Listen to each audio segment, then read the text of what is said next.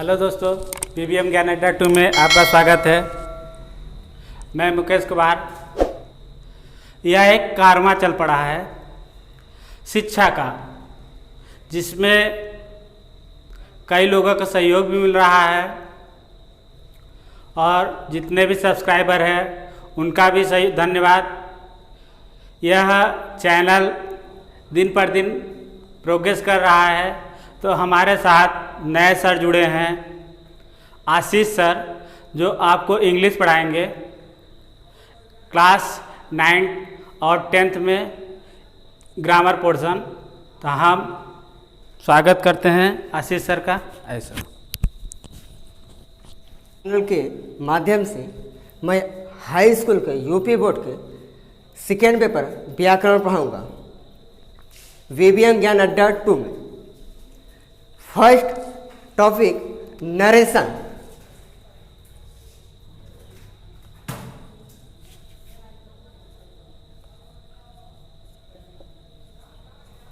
Narration का दो part होता है। First direct speech,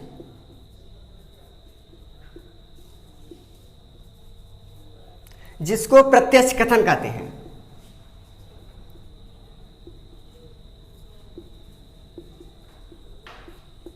second indirect speech,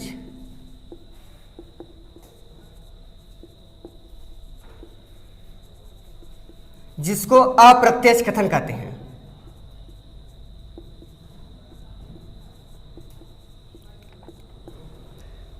direct speech किसे कहते हैं?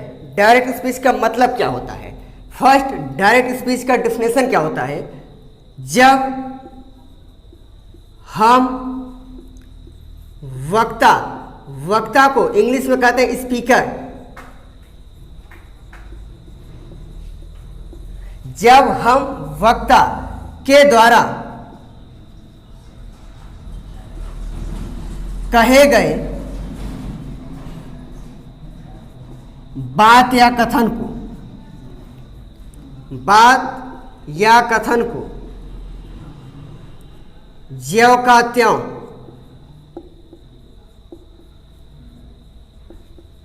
लिख देते हैं,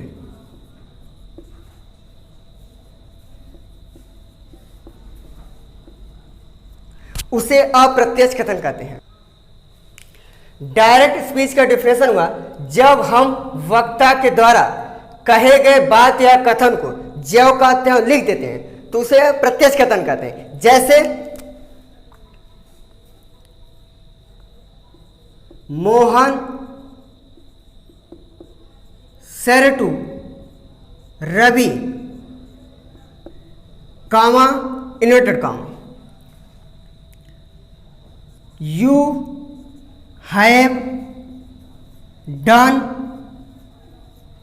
माई वर्क।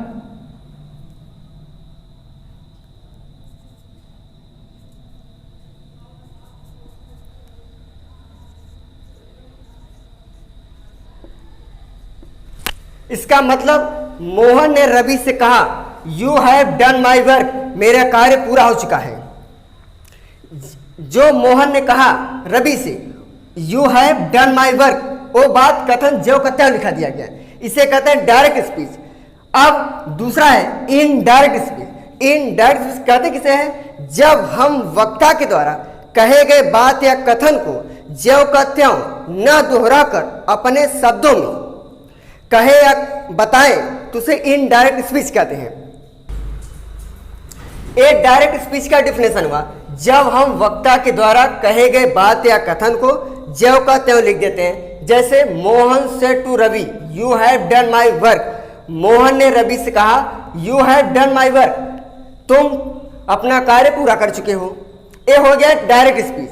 अब इसका इनडायरेक्ट स्पीच डिफिनेशन क्या होता है? दूसरा इनडायरेक्ट स्पीच, जिसे कहते हैं अप्रत्यक्ष कथन। जब हम वक्ता के द्वारा कहे गए कथन या बात को ज्यों का त्यों न दोहराकर अपने शब्दों में कहे या बताए, तो उसे इनडायरेक्ट स्पीच कहते हैं। जैसे इसी एग्जाम्पल हुआ, इसी एग्जाम्पल का इनडायरेक्ट स्पीच क्या होगा? मोहन सेड टू बराबर टोल्ड होता है, सेड मतलब कहना, इसका मतलब टोल्ड हो गया, टोल्ड रवि। कंजक्शन डेड का प्रयोग होता है, dead. You have done my work, you second person है जो कि रिपोर्टिंग पार्ट के ऑब्जेक्ट से चेंज होता है। रवि है, रवि प्रोनाउंस क्या हो जाएगा, ही हो जाएगा, ही। हैव प्रेजेंट परफेक्ट टेंस जो चेंज हो जाएगा पास्ट परफेक्ट टेंस में, हैड। डन। माई, माई का पैसिव केस, यहां पर यू था तो माई हो गया था, यहां पर ही है तो क्या हो जाएगा, हिज हो जाएगा, हिज वर्क। ए इनडायरेक्ट स्पीच हो गया। Direct speech and indirect speech के दो भाग होते हैं।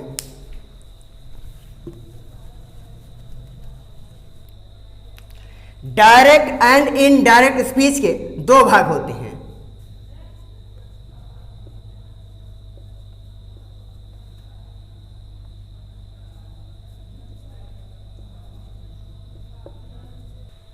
डायरेक्ट एंड इनडायरेक्ट स्पीच के दो भाग होते हैं। फर्स्ट,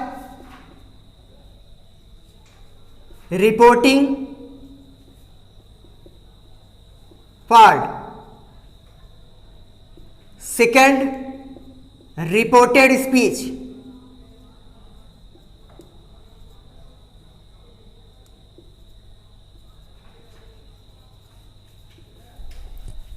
रिपोर्टिंग पार्ट वह भाग होता है जो किसी कार्य करने का सूचना देता है। रिपोर्टिंग पार्ट का डिफिनेशन हुआ, रिपोर्टिंग पार्ट वह भाग है जो किसी कार्य करने का सूचना देता है, उसे रिपोर्टिंग पार्ट कहते हैं। जैसे as example,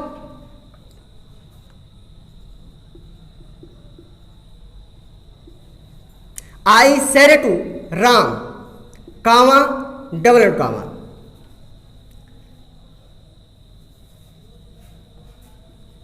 Sohan was a king. ए डायरेक्ट स्पीच है। I said to Ram, Sohan was a king. इसमें reporting part I said to Ram, ए रिपोर्टिंग पार्ट हो गया।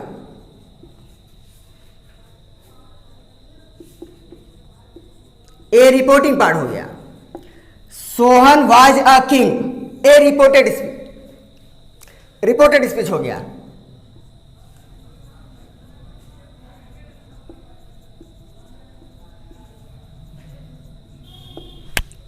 Reporting part I said to Ram, Sohan was a king, ए रिपोर्टेड स्पीच है। रिपोर्टिंग पार्ट का मतलब वह भाग जो सूचना देने का कार्य करता है, उसे रिपोर्टिंग पार्ट कहते हैं।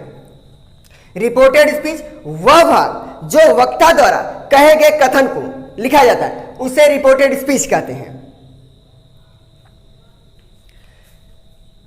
Next heading, direct and indirect speech बनाने के नियम।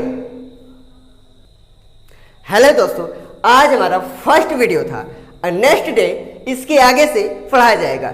जो हेडिंग होगा डायरेक्ट स्पीच से इनडायरेक्ट स्पीच बनाने के नियम।